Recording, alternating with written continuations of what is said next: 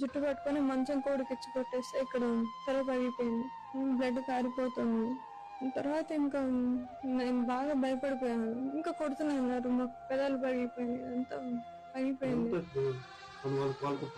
వాళ్ళు కొట్టిన వేపు మీద మా మావయ్య మా అత్తమ్మ వేపు మీద బాగా కొట్టారు. కళ్ళు ముక్కులోంచి బ్లడ్ వచ్చేసింది.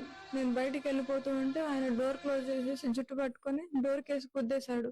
ఇప్పుడు ఎలా వెళ్తావో వెళ్ళు అని. కింద పడిపోగానే మళ్ళీ కాళ్ళతో పొట్టులోకి తంతున్నాడు.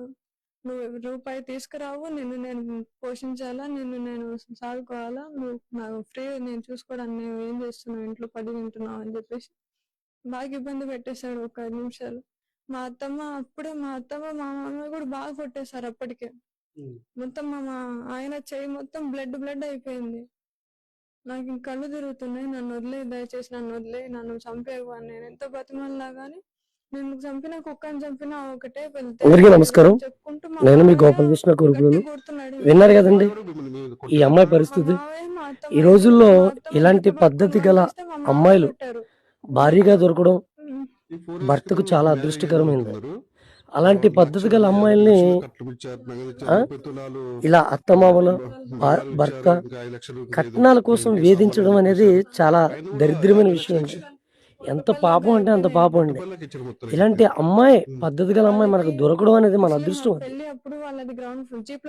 ఏమంటే ఈ రోజుల్లో ఎలా ఉందంటే ఆడపిల్లల తల్లిదండ్రులు ఎలా ఉన్నారంటే మంచి మనసున్న అబ్బాయికి పెళ్లి చేయాలనే ఉద్దేశం లేదు, కానీ ఎవడు డబ్బు ఉంది, ఎవడు అందగాడు, ఎవడు జల్సాగా తిరుగుతున్నాడు, ఎవడు సాఫ్ట్వేర్ ఉద్యోగి అని చూసి, ఎవడు అమెరికా ఉద్యోగం ఉన్నాడు అని చూసి చేస్తున్నారు తప్పించి ఒక మంచి పద్ధతి మంచి అబ్బాయికి ఒక అమ్మాయిని ఇచ్చి పెళ్లి చేయడానికి ఇష్టపడలేదు అంటే మంచి అబ్బాయిలకి మంచి అమ్మాయిలు భార్యగా రావట్లేదు, మంచి అమ్మాయిలకి మంచి భర్తగా రావట్లేదు.